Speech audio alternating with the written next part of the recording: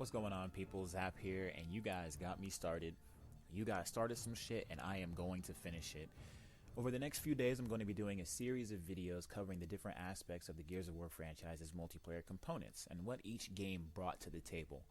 So, with this video, I'm going to be covering the different maps that are in every single Gears game, chronicling, I hope I said that right, or if I used the right word, from Gears of War 1 all the way to Gears 4. And yes, I am going to include Gears of War Judgment in this video, because whether you guys like it or not, it is part of the franchise. It has Gears of War in the name, so it's a Gears of War game. So, here we see Gears of War 1's menu. We've got all the maps right here. So let's go ahead and go down the list and see what maps are here. We've got Canals, Clock Tower, Escalation, Fuel Depot, Gridlock, Mansion, Mausoleum, Rooftops, Tyro Station, War Machine, Old Bones, Raven Down, Garden, Bullet Marsh, Process, Subway. That was roughly 16 maps that I counted, and yeah, a few of these maps did not come out with the game on launch. They were released as DLC, free DLC, mind you, later on in the game's lifespan. So, the good majority of the maps were either not too good or kind of 50-50. And I'm going by the overall reception that I received while playing the game, and all the perception that I got while playing the game during its lifespan. People did not want to play on Bullet Marsh. People did not want to play on Tyro Station. People did not want to play on Rooftops. But people loved playing on Canals, Clock Tower, Fuel Depot, Gridlock, Mansion,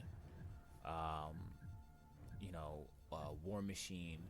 They had their favorites that they would play on, and there were more either meh and bad maps than really good maps in Gears of War 1. So I will admit that the selection in terms of good maps was very, very small in Gears of War 1, but they were definitely there and noticeable.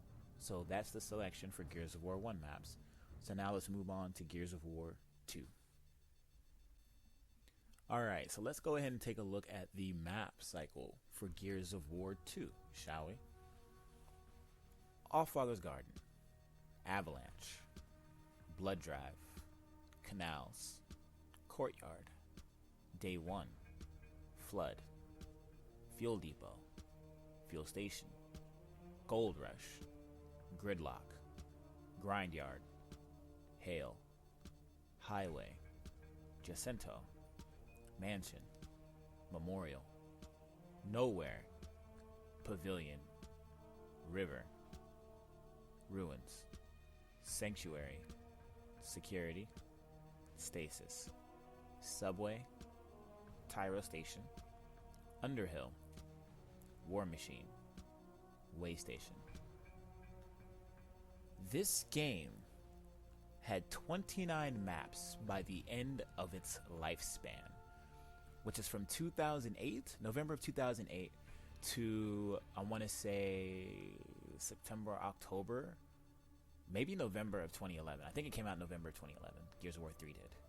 So this game had 29 maps in it by the time that people stopped playing it. And if you notice, if you look at all the maps, they all have a certain look to them. Not all the maps look the same.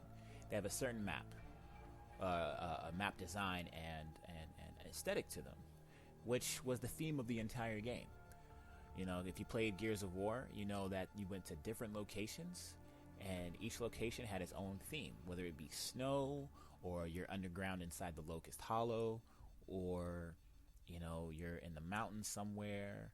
You know, there was always a certain theme to the combat that you were engaged in on these certain maps. So, yeah, if you look at all the different screenshots, the maps all look different. They have their own different aesthetic. And it did have its fair share of not so good maps. I think I passed a couple. Day 1, Flood, Fuel Station wasn't really all that. It was fun to play on, don't get me wrong, but it just wasn't a really good competitive multiplayer map. You know, some of these just weren't really too well too well received for competitive play. But for the most part, Gears of War 2 had, without a shadow of a doubt, in my personal opinion, the best maps to choose from in terms of multiplayer in the Gears of War franchise. They were unique, they stepped outside the box, and you had a lot to choose from. So if one map didn't suit your fancy, at least 3 or 4 other ones did. And that's just how it was. But enough of that. Let's go ahead and get on to Gears of War 3. And here we are with Gears of War 3. Let's not waste too much time and get into the map cycle for Gears 3. We have Academy, Aftermath, Anvil, Artillery, Azura, Blood Drive, Bullet Marsh, Checkout, Clock Tower, Cove, Depths, Dry Dock, Escalation, Gridlock, Hotel, Jacinto, Mercy, Old Town, Overpass, Raven Down, Rustlung, Sandbar, The Slab, Thrashball, Trenches. So I believe I counted 25. If I miscounted, let me know in the comment section. But I counted 25 maps. Only a few maps shy of tying up with Gears of War 2, which had 29. But Gears of War 3 also had a pretty vast map selection. Unfortunately for the multiplayer in this game, I believe a few of those maps were actually taken out of the rotation. Or at least one of them for certain was, which was, let's see, Sandbar was left in private matches. Or not private matches, but quick play.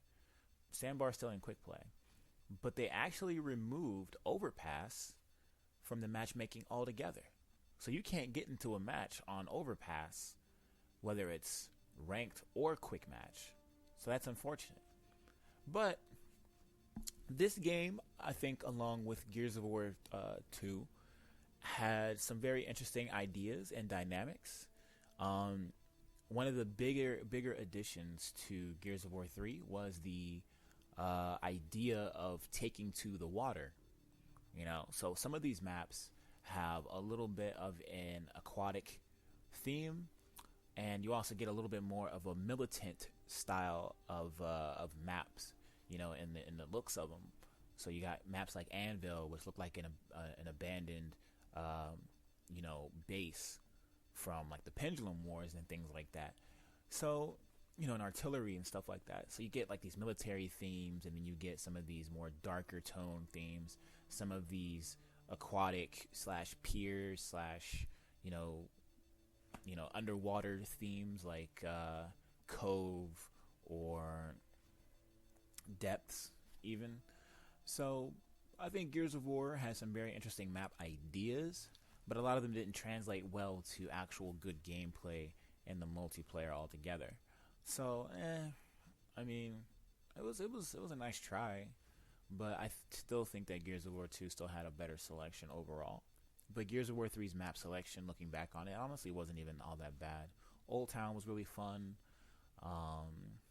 Rustlung I thought was really fun as well. The Slab, amazing. Trenches, when they added the spider hole on the hill, that's when Trenches got really good. I thought Academy was okay. It was a little bit bigger than it should have been, I think, but I think it was a pretty good layout for a map. Aftermath was terrible, though. But let's go ahead on to Gears of War Judgment, and I know many of you guys are waiting to see that one. Alright, so right now we are looking at the Gears of War Judgment map cycle. These are the lists. This is the list of the maps that are in Gears of War Judgment. So let's take a look, see.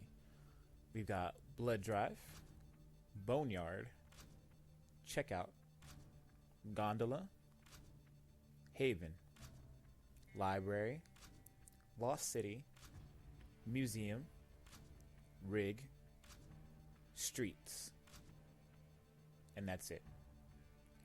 This, I believe, at the moment, as it stands so far, is the lowest count of maps in any game in the Gears of War franchise.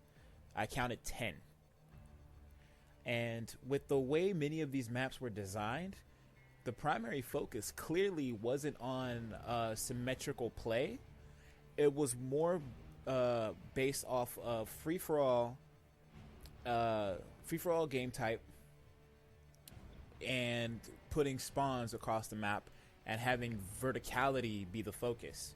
Basically, in Gears of War Judgment, you had the ability to jump off of ledges and land onto the ground below, taking a little bit of damage from the fall as you landed. So this game wasn't really focused on having symmetrical maps. So if you did play a team-based game, many of the maps had very awkward spawns. I wish you could actually take a look at the overhead map and see it for yourself, but many of these maps were not designed for symmetrical play at all. The only exceptions were some of the ones that were from prior games, like Blood Drive and Checkout, and things like that. But other than that, all these other maps, Haven was actually an exception.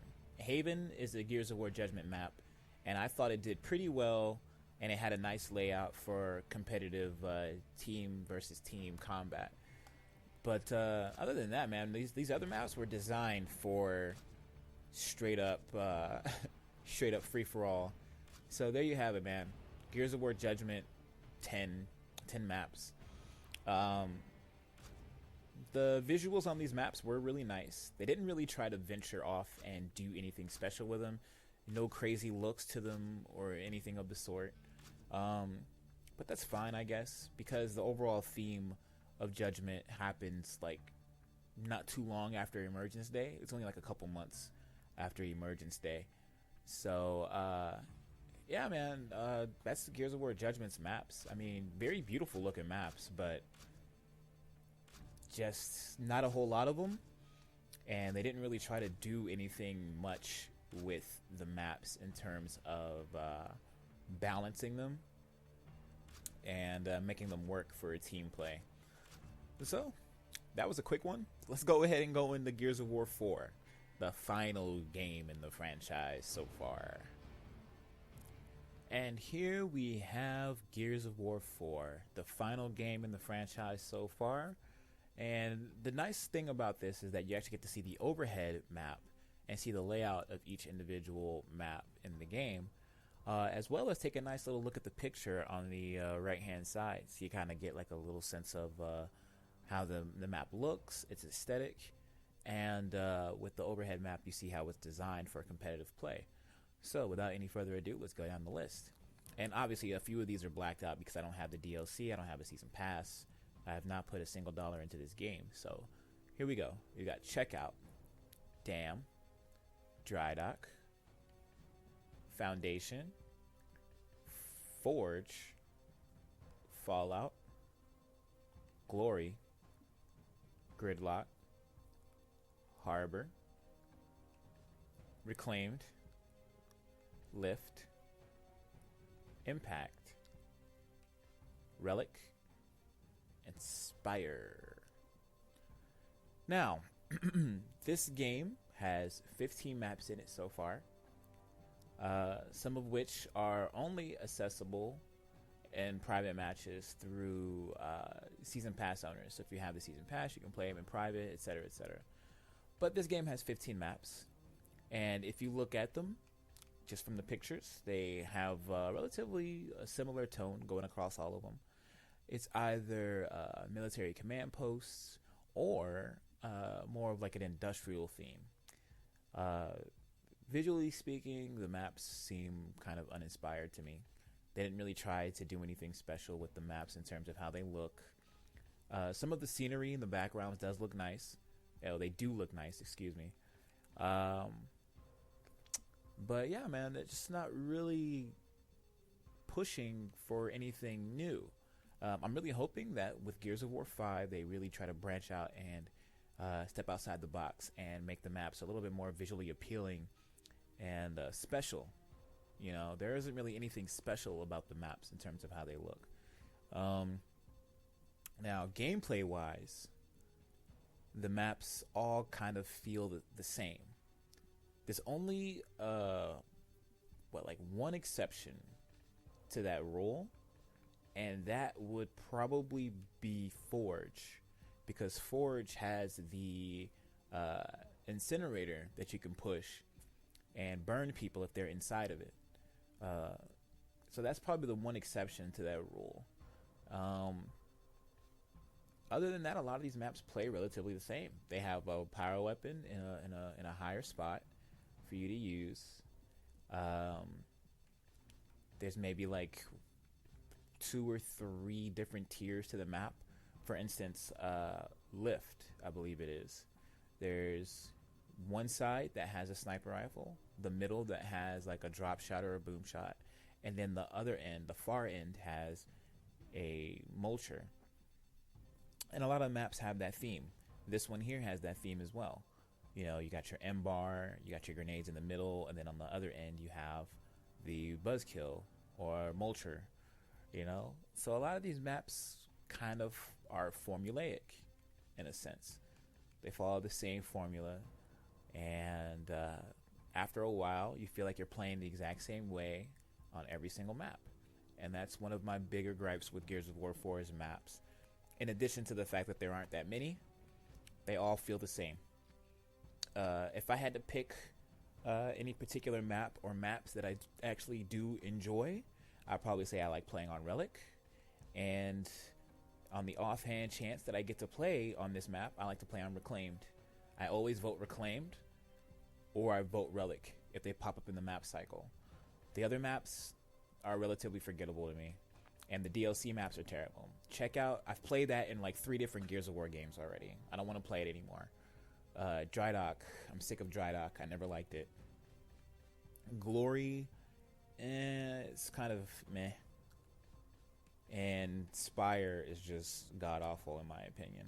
So, there you have it, guys. Those are the Gears of War maps.